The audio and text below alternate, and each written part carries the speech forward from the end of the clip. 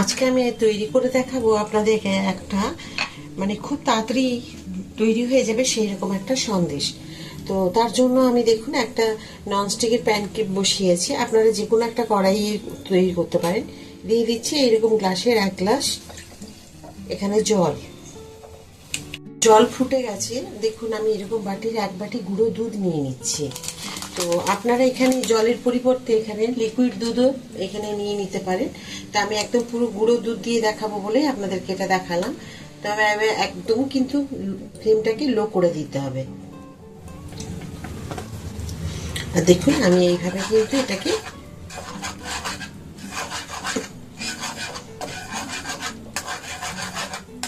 আর গুঁড়ো দুধ দিলে করলে খুব তাড়াতাড়ি হবে। আর লিকুইড দুধ দিয়ে আপনারা এইরকম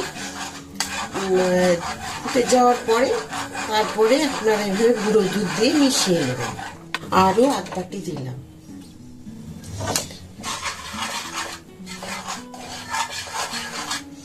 গুঁড়ো দুধ দিয়ে করলে খুব তাড়াতাড়ি হয়ে যাবে।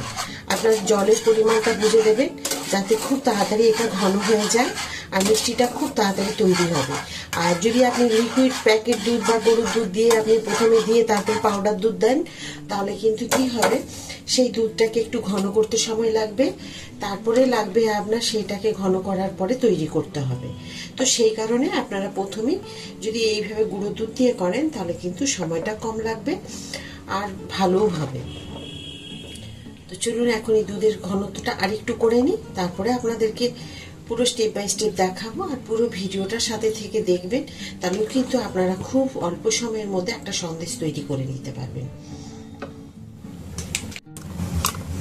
দেখুন দুধ কিন্তু খুব ভালো ঘন হয়ে যাচ্ছে, আপনারা দেখলে বুঝতে পারবেন। এই দেখুন কিন্তু একটুখানি দানা আছে, সেটাকে এভাবে আমি স্প্যাচুলা দিয়ে ঠিক একদম দুধের সাথে মিশিয়ে নেব।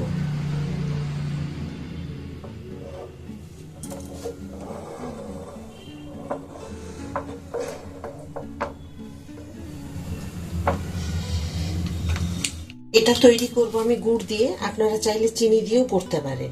আমি গুড়কে ফুটিয়ে ছেঁকে রেখেছি।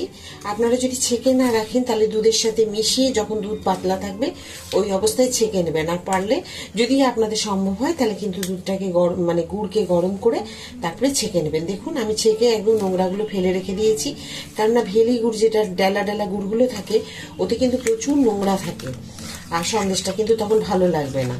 তো ঠিক আছে, আমি এখানে দেখুন পরিমাণ মতো একটা আন্দাজ করে আমি গুড় দিয়ে দিচ্ছি। আপনারা চাইলে এটা চিনি দিয়েও করতে পারেন, কিন্তু গুড় দিয়ে করলেও ভালো লাগবে।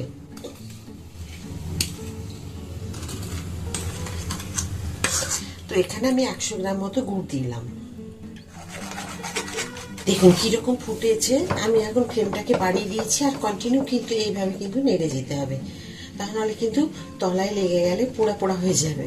তো এইভাবে কিন্তু নেড়ে ছেড়ে আপনাকে খুব ঘন করে নিতে হবে, একদম থামিয়ে রাখলে চলবে না। ফ্লেমটাকে মিডিয়াম বা হাই করে এইভাবে ঘনত্বটাকে নিয়ে আসতে হবে। দেখুন কত শুকিয়ে গেছে, অনেকখানি শুকিয়ে গেছে। আরও অন্তত 5-7 মিনিট এইভাবে আমাকে, এখন ফ্লেমটা কিন্তু একদম লো করে দিয়েছি। আর এখানে দেখুন আমি দিয়েছি একটুখানি এলাচের 8টা এলাচের দানার সাথে একটু 2-3 দানা মতো চিনি দিয়ে এখানে গুঁড়ো করে নিয়েছি। করে আমি এখন দিয়ে দেবো এখানে।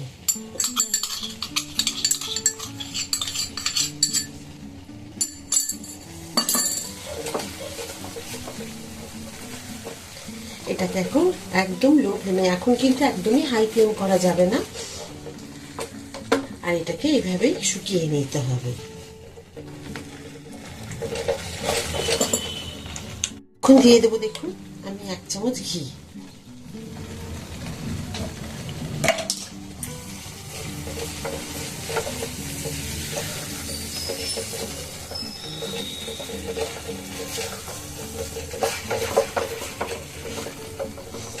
দেখতে মনে হচ্ছে ক্যারামেল যেরকম করা হয় চিনি দিয়ে, সেই ক্যারামেলের মতো রংটা লাগছে। আর তা নাহলে অনেক সময় আমরা খেজুর গুড় বা নলেন গুড় দিয়ে যেরকম করি সেই রকম রং লাগছে। তো গুড় দিয়ে এমনি নর্মাল গুড় দিয়ে করলে একটু এলাচের দানা আর ঘিটা একটু বেশি দিতে হবে, নাহলে গুড়ের গন্ধ আসবে। চিনি দিলে কিন্তু আপনারা শুধু এলাচ দিয়েও করতে পারেন বা ঘি দিলেও দিতে পারেন, ঘি একটু দেওয়া দরকার আছে। তো এইভাবে দেখুন আমি করে নিলাম, আবার একটুখানি শুকোবে, এখনো শুকোয়নি ঠিক মতো। আমি কিন্তু এটাকে পুরো এবারে একদম এইভাবে করে নিয়েছি। এখন আমি গ্যাসটাকে অফ করে দেবো, আর এটা ঠান্ডা হয়ে যাওয়া পর্যন্ত আমি অপেক্ষা করব। আপনারা চাইলে অন্য একটা জায়গায় ঢেলে এটাকে ঠান্ডা করে নিতে পারেন।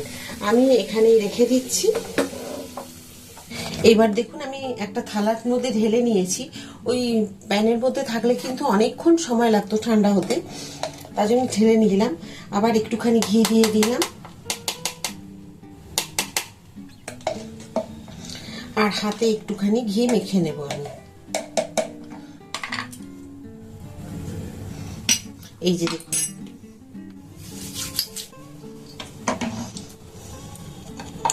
দেখুন একই হাতের আন্দাজে আমি কিন্তু একটা একটা করে গোলা পাকিয়ে নিচ্ছি। আপনারা কোনো কিছু চামচের সাহায্য এক মাপ করে নিতে পারেন। তো খুব বেশি গরম থাকলে ধরা যাবে না, যখন দেখবেন একটুখানি গরম কমে গেছে তখনই কিন্তু এটা করে নেবেন।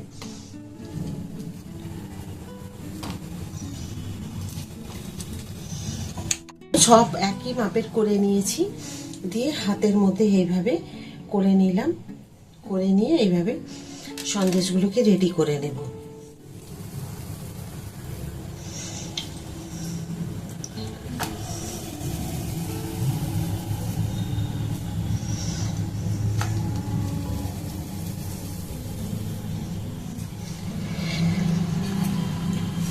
একবার অন্তত এইভাবে তৈরি করে খান, দেখুন খুব তাড়াতাড়ি হয়ে গেল, আর খুব খেতেও খুব সুন্দর হয়।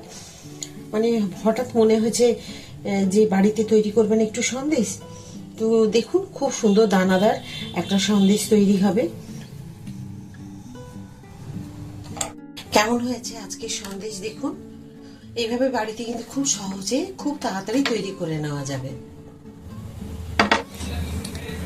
দেখুন আমি অন্তত আধ ঘন্টা এরকম রেখে দিয়েছিলাম হাওয়ার মধ্যে।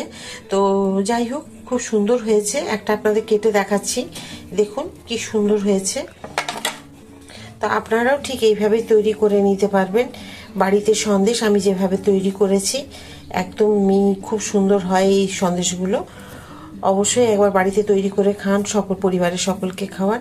কেমন হয়েছিল আমার আজকে এই বাড়িতে যে খুব তাড়াতাড়ি এই সন্দেশগুলো করলাম, আশা করি আপনাদের সকলের খুব ভালো লেগেছে। ভিডিওটি যদি ভালো লাগে প্লিজ লাইক, সাবস্ক্রাইব ও শেয়ার করে দেবেন। এইভাবেই আপনারা আমার সাথে থাকবেন। আবার একটা নতুন ভিডিওতে আপনাদের সকলের সাথে আমার দেখা হবে। নমস্কার।